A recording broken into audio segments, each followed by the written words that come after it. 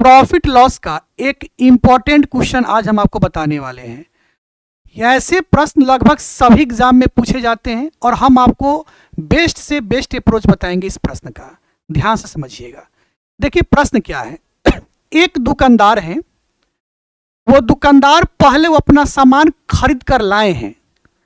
अब उस सामान को वह अपने वस्तु को वह 22% के लाभ पर बेच रहे हैं। अगर वह सामान को जितना में पहले खरीदे थे, अगर उससे वह 12% कम मूल्य पर ही अगर वो खरीदे होते और वह 25% के लाभ पर अगर बेचते तो उसे 66 रुपया पहले से कम मिल रहा है। तो बताइए वस्तुओं का लागत मूल्य क्या है, यानी उस वस्तु का क्रय मूल्य क्या है। बहुत ध्यान समझिएगा। देखिए यहां पे हम सीपी लिख रहे हैं और यहां पे हम एसपी लिख रहे हैं। सीपी मतलब कॉस्ट प्राइस यानी क्रय मूल्य, एसपी मतलब सेलिंग प्राइस यानी कि विक्रय मूल्य। क्रय मूल्य को हमेशा आप 100 मानिएगा और क्रय मूल्य हमेशा 100 ही होता है। हमने यहां पर 100 लिख लिया।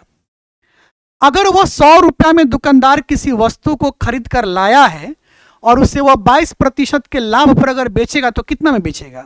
100 रुपया में अगर वो खरीदा है, 22% के लाभ पर बेचेगा, यानी 100 से 22 रुपया अधिक में बेचेगा, यानी वह बेचेगा 122 रुपया में।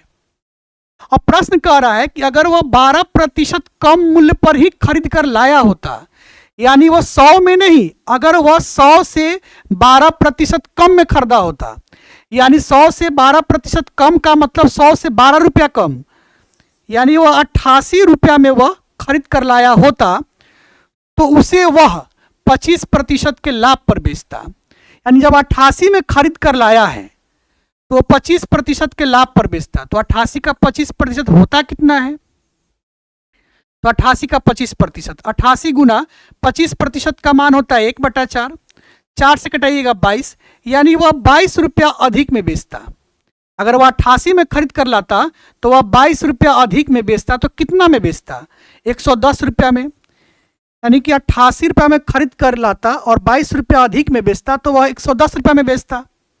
अच्छा, प्रश्न का मेन इंपॉर्टेंट मोटो समझिएगा कि प्रश्न क्या कहना चाह रहा है।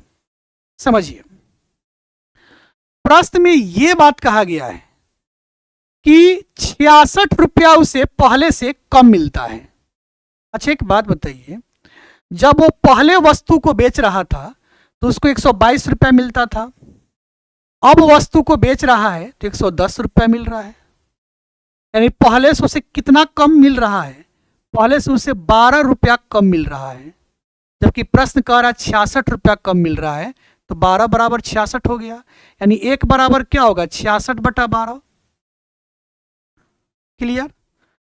और आपसे क्या पूछा है, लागत मूल्य कितना होगा, यानी क्रय मूल्य। क्रय मूल्य को क्या माना गया है, 100 माना गया है। यानी 100 का मान आपसे पूछ रहा है। जब 1 का मान 66/12 है तो फिर 100 का मान क्या होगा, 66/12 गुना 100 होगा।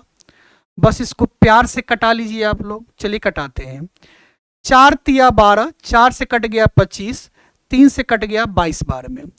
22 और 25 को गुना करेंगे, 25 दूना 50 के 0 हाथ में 5, 25 दूना 50, 5 55, यानी 550 रुपया क्रय मूल्य हो गया। ऑप्शन नंबर क्या हो गया, बी हो गया।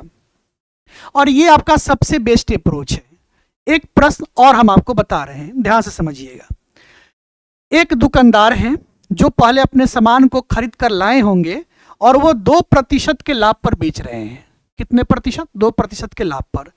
हम यहाँ पे सीपी लिख रहे हैं, यहाँ पे एसपी लिख रहे हैं। अगर सीपी को हम 100 मान ले कि क्रय मूल्य अगर 100 रुपया है, मान लीजिए दुकानदार 100 रुपये में सामान को खरीद कर लाए हैं, तो वह बेच कितना में रहे हैं, 2% के लाभ पर, यानी 100 में 2 रुपया अधिक, यानी वह बेच रहे हैं 102 रुपया में। अब प्रश्न कह रहा है कि अगर वह 20% कम में ही खरीदे होते, अगर वह 20% कम में ही खरीदे होते, यानी वह 100 में नहीं खरीद कर 100 से 20 रुपया कम में खरीदे होते, यानी वह कितना में खरीदे होते, 80 में। चूंकि 20% कम कह रहा है तो प्रतिशत लगा हुआ है, इसका मतलब 100 में 20 रुपया कम, यानी वह 80 में खरीद कर लाए होते तो उन्हें 35% का लाभ होता। यानी 80 में खरीद कर लाए हैं तो 35% का लाभ हो रहा है। ताकि वो बेच कितना में रहे हैं, 80 में खरीद कर लाए हैं तो 35% का लाभ हो रहा है। यानी 80 गुना 35% का मतलब हो गया 7/20, अब कहिएगा कि सर डायरेक्ट 35% का मान 7/20 काहे लिख दिए, तो मन में कुछ कैलकुलेशन कीजिए।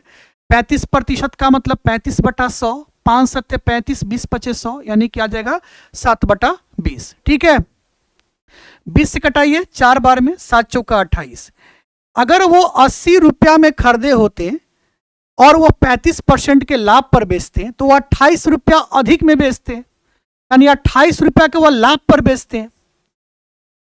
तो 80 में अगर 28 रुपया के लाभ पर बेचेंगे तो कितना में बेचेंगे, 108 रुपया में बेचेंगे।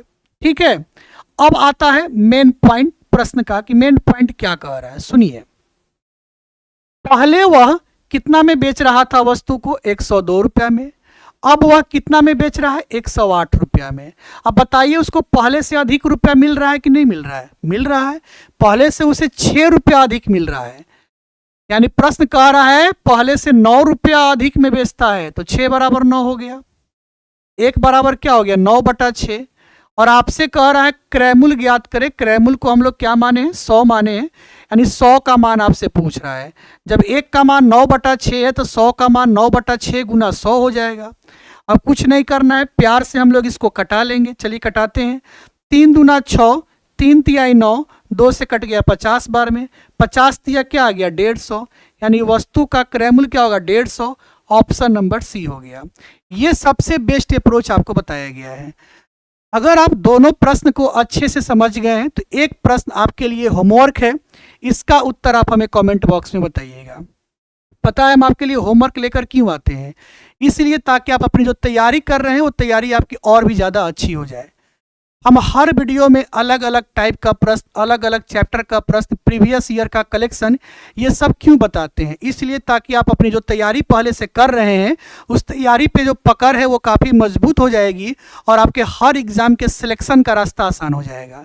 चलिए, अगर वीडियो अच्छा लग गया हो तो क्या करना है, वीडियो को लाइक कर दीजिएगा।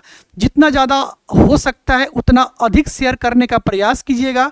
अगर अभी तक हमारे इस पेज को फॉलो नहीं किए हैं तो फॉलो भी कर लीजिएगा।